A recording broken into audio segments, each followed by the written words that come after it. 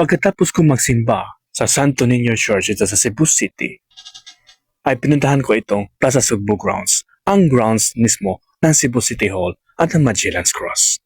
At meron kang matatagpuan ng mga pagkain. Di lang pagkain, pati mga frutas. At kung mahilig ka sa plants, ay meron din. Ito ang tinatawag nilang chicharong bulaklak at yung pork chop na worth 35 pesos lang po yan. At itong siomai na meron Japanese at meron din original siomai.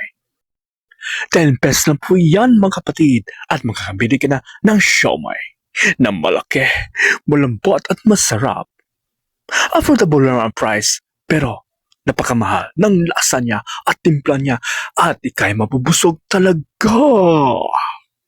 Yeah, tikman na natin itong siomai at kinain ko at buong-buo siya. In fairness, magaling.